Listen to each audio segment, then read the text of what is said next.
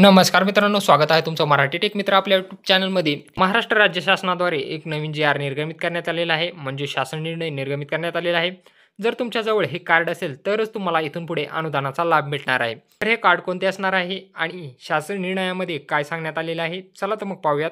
तत्पूर्वी चॅनलवर नवीन आला असाल तर चॅनलला सबस्क्राईब करा, तसेच बेल आयकॉनला प्रेस करायला विसरू नका. पीक नुकसानीसाठी पंचनामे करण्याच्या प्रक्रियेचे कृषी विभागाच्या ॲग्रिस्टॅक योजनेशी एकत्रित करण्याबाबत शासन निर्णय निर्गमित कधी केले आहे? 29 एप्रिल 2025 रोजी.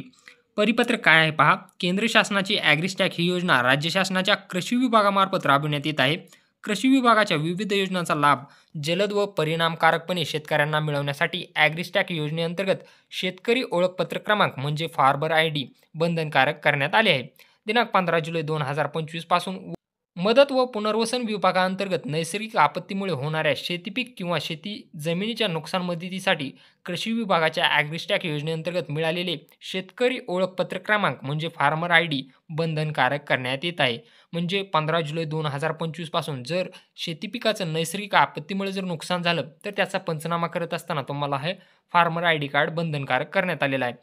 शेतीपीक नुकसानी मदतीसाठी प्रचलित पद्धतीने पंचनामे करताना त्यामध्ये एक रकाना फील्ड शेतकरी ओळखपत्र क्रमांक फार्मर आयडीसाठी ठेवण्यात येणार आहे.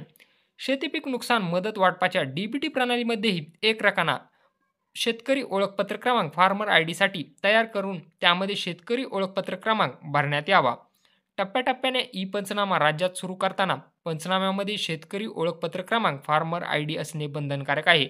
म्हणजे इथून पुढे 15 जुलै 2025 नंतर तुमच्या शेतीपिकाचं जर नुकसान झालं तर त्यामध्ये तुमच्याकडे जर फार्मर आयडी कार्ड असेल तरच तुम्हाला या शेतीपिकाच्या नुकसानीच्या संदर्भात तुम्हाला अनुदान मिळण्यासाठी, फार्मर आयडी कार्ड नसेल तर हे अनुदान तुम्हाला मिळणार नाही. त्यामुळं लवकरात लवकर तुम्ही फार्मर आयडी कार्ड काढून घ्या. फार्मर आयडी कार्ड काढल्यानंतर तुम्हाला सर्व शासकीय योजनांचा शेतीविषयक ज्या काही योजना असतील त्यामध्ये याचा उपयोग तुम्हाला आहे. व्हिडिओ आवडला असल्यास चॅनलला सबस्क्राईब करा, तसेच बेल आयकॉनला प्रेस करायला विसरू नका.